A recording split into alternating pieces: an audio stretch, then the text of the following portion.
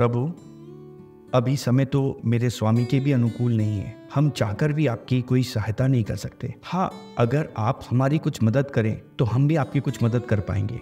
क्या इस तरह की संधि आप हमारे साथ करना चाहेंगे? जैसे ही श्री राम ने ये सुना तो वो अपनी जगह से खड़े हो गए। उन्होंने जामवंत को सीधा जवाब दिया कि संधि दो राजाओं के बीच होती, दो राज्यों के बीच होती। मैं तो अभी राजा भी नहीं हूँ। संधि एक स्वार्थ है और ऐसा स्वार्थ मेरे चरित्र में नहीं। जाके आप सुग्रीव से कह दीजिए कि मुझे क्षमा करें, मैं इस तरह की संधि नहीं कर सकता। मुझे क्षमा करें प्रभु, मुझसे भूल हो गई। मैं इन जंगलों में रहने वाला, मैं एक वानर जाति का, मुझ में ये समझ नहीं कि मैं आपसे किस तरह से बात करूं। प्रभु, मुझे क्षमा करिए। मैं अपने वचनों के लिए अपनी ओर से और अपने राजा की ओर से आपसे क्षमा मांगता हूँ। ऐसा कहते ही जामवंत श्री राम के चरणों में बैठ गए। जब श्री राम ने जामवंत को अपने चरणों में देखा तो उनके कंधों पे हाथ रखा और उनको उठाया। जामवंत के चेहरे पे ग्लानिनता के भाव साफ झलक रहे थे।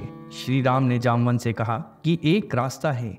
बताइए प्रभु, बताइए वो क्या रास्ता है? इन राजनीतिक और स्वार्थ के रिश्तों से बढ़कर भी एक रिश्ता होता है, मित्रता का। आप मेरा संदेश अपने राजा सुग्रीव के पास पहुंचाइए कि मैं उनसे मित्रता करना चाहता हूँ। जैसे ही जामवंत ने श्री राम से ये सुना तो वो समझ गए कि श्री राम को पुरुषोत्तम क्यों कहा जाता है, क्यों वो आदर्श में सबसे ऊंचे हैं।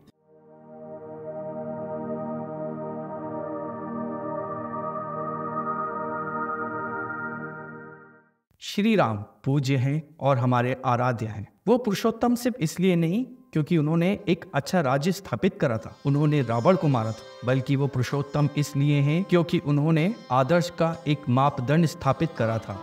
कहा पुरुषों में सबसे उत्तम श्री राम, और कहा जंगलों में रहने वाली एक छोटी सी वानर प्रजाति। श्री राम से सुग्रीव की मित्रता हमें ये बताती है कि मित्रता किसी वर्ग को नहीं देखती, बल्कि ये सच्चे मन से होती है, पूरी श्रद्धा से होती।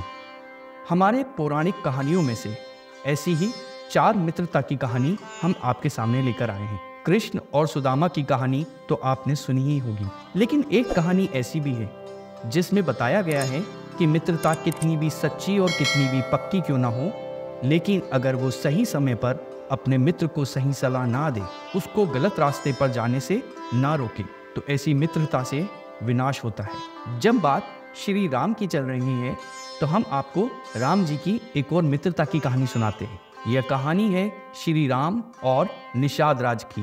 निषाद राज जो कि एक वनवासी थे, जो जंगलों में रहते थे, वहीं कंदमूल खाते थे। जब श्री राम को 14 वर्ष का वनवास हुआ तो वह जंगल में जाते समय निषाद राज से मिले। निषाद राज और श्री राम की मित्रता बचपन से ही थी। निषाद राज को तो पता था कि श्री राम का सारा राजपाट उनसे छिन गया है, लेकिन उन्होंने श्री राम से अपनी पूरी मित्रता निभाई। श्री राम जब उन्हें मिले तो उन्होंने उनका स्वागत करा। राम जी ने भी उनका स्वागत स्वीकार करा और कुछ समय वो निषाद राज के पास रहे। निषाद राज ने अपने मित्र श्री राम से कहा कि आप यहीं रुक जाइए, यहीं अपना वनवास का पूरा समय व्यतीत करिए। जो मेरा राज्य है वही अब से आपका राज्य है। मैं अपना वनों का ये छोटा सा राज्य आपको समर्पित करता हूँ। यही होती है सच्ची मित्रता। जब वो अपने मित्र को समस्या में देखता है तो वह विचलित हो उठता है और अपना सर्वोच्च उसके लिए निछावर कर देता है। आज के समय तो ऐसा देखना संभव ही नहीं है। मैं ये नहीं कह रहा कि आज के समय मित्रता बची नहीं है, आज के समय भी मित्रता है, लेकिन ऐसे उच्च उदाहरण देखने को बहुत ही कम मिलते हैं।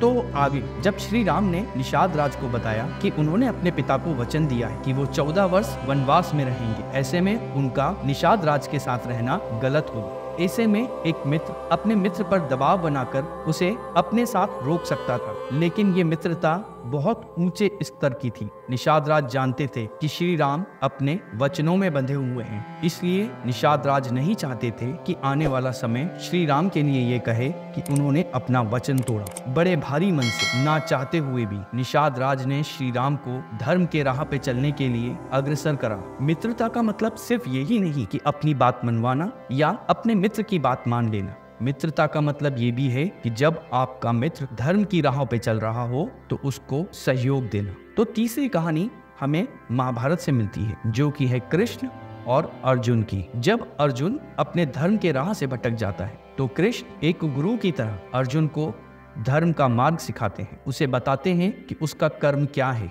उसका धर्म क्या है। गीता एक गुरु और शिष्य के बीच में संवाद नहीं है, यह असल में दो मित्रों के बीच में संवाद है।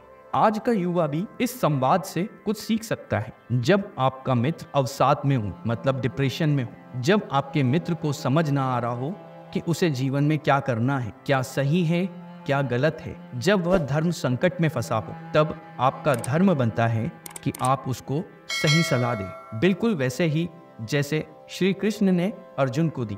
एक बार जब श्री कृष्ण का हाथ उनके ही सुदर्शन से कट जाता है तो द्रौपदी दौड़कर कृष्ण के पास आती हैं और अपने कपड़े से एक चुन्नी निकालकर उनके उस हाथ पर बांध देती है। हम कृष्ण और द्रौपदी को भाई बहन के रिश्ते का नाम देते हैं, लेकिन ये सिर्फ भाई बहन का रिश्ता नहीं था, ये एक मित्रता का भी रिश्ता था। कृष्ण और द्रौपदी हमेशा एक दूसरे को सखा कहकर बुलाते थे।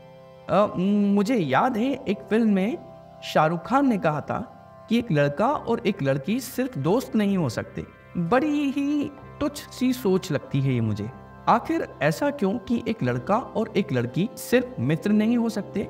ऐसी सोच वालों को एक बार हमारी पौराणिक कथाएं पढ़नी चाहिए, हमारा पौराणिक इतिहास जानना चाहिए। तब इनको एहसास होगा कि हमारे धर्म ग्रंथों में मित्रता कितनी सच्ची, कितनी पावन और कितनी पवित्र होती है। लेकिन याद रखें, मित्रता का मतलब सिर्फ यही नहीं है आप अपने मित्र के हर कार्य में सहयोग करें। अगर ऐसा हुआ और आपके मित्र ने आपसे किसी गलत कार्य के लिए मदद मांगी और आपने उसकी मदद करी, तो ये मान के चलिए कि आप सच्चे मित्र नहीं हैं, आप उसका विनाश चाहते हैं। हमारी पौराणिक कथाओं में एक ऐसी भी कहानी है, लेकिन उस कहानी को जानने से पहले हम एक कहानी और जानते हैं। जी हाँ, कृष्ण और सुदामा की। ये कहानी तो आप बचपन से ही सुनते आ रहे हैं, तो इसको मैं क्या ही विस्तार में समझाऊं। मैं सिर्फ एक कोशिश ही कर सकता हूँ कि आपको उस कहानी के कुछ ऐसे क्षण बताऊं जो सच्ची मित्रता और उसके प्रेम में आपको भाव विभोर कर दें। सुदामा जो एक गरीब ब्राह्मण था, उसकी स्थिति बड़ी ही दयनीय हो चली थी। उन्हें भिक्षा से अपना आजीवन चलाना पड़ रहा था। ऐसे में जब सुदामा की पत्नी ने सुदामा से कहा कि कृष्ण तो आपके मित्र हैं, क्यों ना आप उनसे कुछ मदद ले लें। हाँ, तो इसमें बुराई क्या है? अगर आपका मित्र सक्षम है तो आपको उससे मदद लेने में कैसी शर्म, वो तो आपका मित्र है। बस यही सोचकर सुदामा कृष्ण से मिलने चल पड़े। आखिरकार इतने समय बाद वो अपने मित्र से मिलेंगे, इसलिए उन्हें कृष्ण के लिए कुछ भेंट चाहिए थी। पर उस गरीब सुदामा के पास तो कुछ भी ना था। जैसे तैसे उसने 4 मुट्ठी चावल भिक्षा में लिए, एक पुटरिया में बांधी और चल दिए कृष्ण की नगरी। जब यह गरीब ब्राह्मण कृष्ण के द्वार पहुंचा तो द्वारपाल ने उन्हें भीतर जाने की अनुमति नहीं दी। सुदामा भी डरे हुए, भयभीत से, वो इतने बड़े राज्य के राजा और कहाँ मैं एक छोटा सा गरीब ब्राह्मण, क्या वो मुझे पहचानेंगे भी या नहीं? बस यही सुदामा के मन में चल रहा था। जैसे तैसे उन्होंने हिम्मत करके द्वारपाल से कहा कि आप कृष्ण से कहिए कि उनके बचपन के मित्र सुदामा आए। द्वारपाल को बड़ा आश्चर्य हुआ। उसको सुदामा की बातों पर विश्वास ना था, लेकिन फिर भी उसने सोचा कि क्यों ना मैं कृष्ण को ये बात बता दूं। फिर जब कृष्ण खुद इसको जाने के लिए कहेंगे तो मैं इसे द्वार से भगा दूंगा। कृष्ण अपनी सभा में व्यस्त थे। जैसे ही द्वारपाल ने उनको आकर बताया कि द्वार पर कोई गरीब सा ब्राह्मण खड़ा है जो कि कहता है कि वो आपके बचपन का मित्र है, बस द्वारपाल का ये कहना हुआ और कृष्ण बिना खड़ाऊ के जैसी स्थिति में थे वैसी स्थिति में सब कुछ छोड़कर भरी राज्यसभा से दौड़ते हुए सुदामा के पास पहुंचे। उस मेले कुचेले कपड़े पहने हुए गरीब ब्राह्मण को अपने गले से लगा लिया। सुदामा भी अपने आंसू नहीं रोक पा रहे थे। कृष्ण सुदामा को देखते तो सुदामा कृष्ण को देखते। दोनों की आंखें नम थीं। दोनों ही एक दूसरे से कहना चाह रहे थे कि हे मित्र, तुम कैसे हो, लेकिन दोनों के मुंह से एक शब्द भी नहीं निकल पा रहे थे। जैसे शब्द यहाँ पर समाप्त हो गए हों, सिर्फ भाव बचे हों। दो मित्रों के बीच ऐसा संवाद जो सिर्फ आंखों से हो रहा था, जो सिर्फ भाव से हो रहा था, जो सिर्फ प्रेम से हो रहा था, जो सिर्फ करुणा से हो रहा था। कृष्ण सुदामा को लेकर अपने राज्यसभा में आए।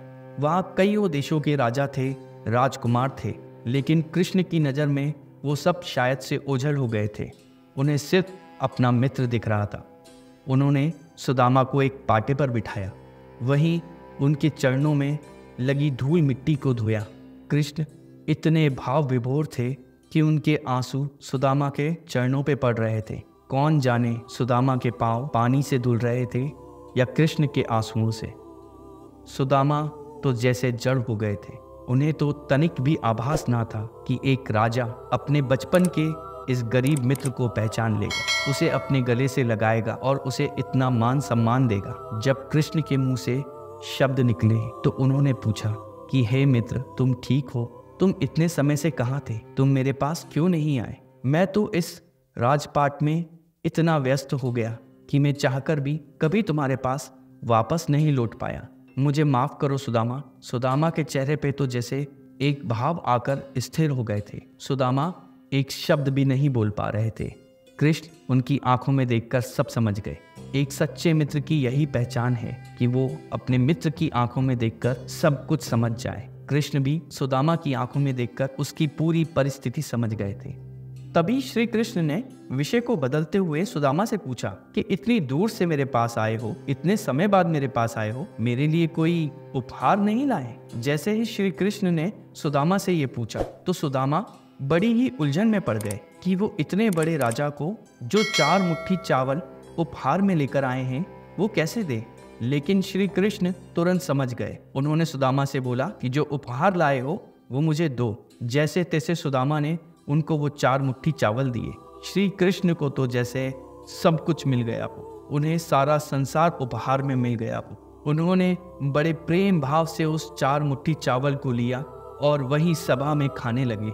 ऐसा लग रहा था कि उन 4 मुट्ठी के बदले श्री कृष्ण चारों लोग सुदामा को दे देंगे। ऐसा प्रेम भाव आदर देखकर सुदामा को तनिक भी हिम्मत ना हुई कि वो अपनी परिस्थिति कृष्ण को बता सके। वो बता सके कि उसकी दैनिक स्थिति कैसी है, कि वो कृष्ण से कुछ मदद लेने आया था। सुदामा चुपचाप रहा, अपने मित्र से मिला, कृष्ण का स्वागत सत्कार स्वीकार किया और जब वापस जाने का समय आया तो बिना कृष्ण को बताए चुपचाप वहां से चला गया।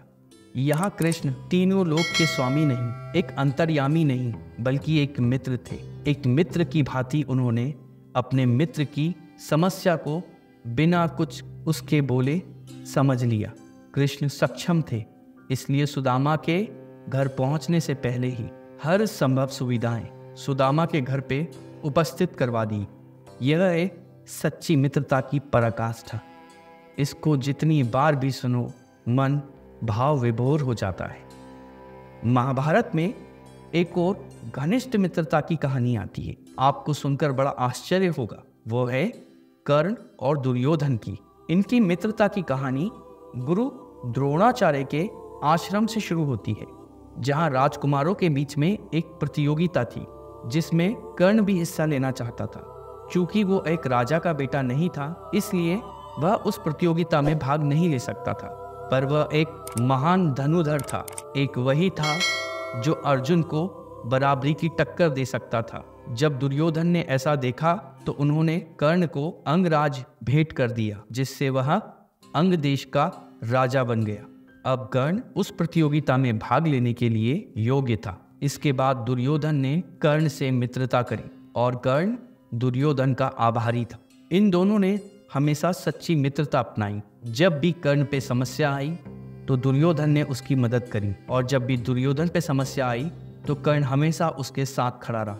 एक किस्सा है, जब दुर्योधन चित्रांगद की राजकुमारी से शादी करना चाहता था, लेकिन राजकुमारी ने उसे स्वयंवर में अस्वीकार कर दिया, तो दुर्योधन तिलमिला उठा। उसने उस राजकुमारी को जबरदस्ती उठा लिया। बाकी सारे राजा और राजकुमार दुर्योधन को मारने के लिए उसके पीछे भागे, लेकिन दुर्योधन को बचाने के लिए कर्ण बीच में खड़ा था। कर्ण ने सभी राजाओं को परास्त कर दिया। जब कर्ण को पता चला कि वह पांडवों का ही भाई है, फिर भी उसने दुर्योधन का साथ नहीं छोड़ा, क्योंकि वह दुर्योधन का एक सच्चा मित्र था। इस कर्ण दुर्योधन की मित्रता में हमें वचनबद्धता तो दिखती है, लेकिन ऐसी मित्रता में एक समस्या है। जब एक मित्र अपने आप को दूसरे मित्र का ऋणी मान ले, जब ऐसा मित्र अपने दूसरे मित्र की हर गलत चीज पे भी उसके साथ खड़ा रहे, तो ऐसी मित्रता आपके मित्र के लिए विनाश का कारण बनती है। मित्रता में कोई आभार नहीं होता, कोई ऋण नहीं होता, कोई दबिश या कोई बंदिश नहीं होती। मित्रता एकदम निस्वार्थ भाव का बंधन है। हमें हमारे माता पिता जन्म देते हैं, हमें हमारे भाई बहन, चाचा, मामा, मौसी, बुआ सभी रिश्तेदार जन्म के साथ ही मिलते हैं। लेकिन एक रिश्ता ऐसा होता है जिसे हम बनाते हैं, और वो रिश्ता है मित्रता का। मित्रता एक भाव का संबंध है। यह आप अपनी माता से भी रख सकते हैं, पिता से भी रख सकते हैं, अपने भाई से भी रख सकते हैं, बहन से भी रख सकते हैं, चाचा, मामा, काका, बाबा, दादा, दादी, इन सब से रख सकते हैं। इसके अलावा कभी आप भगवान से मित्रता कर देखिए, निस्वार्थ मित्रता। अगर यह वीडियो आपको पसंद आया है तो वीडियो को लाइक करें और हमारे चैनल को सब्सक्राइब करें।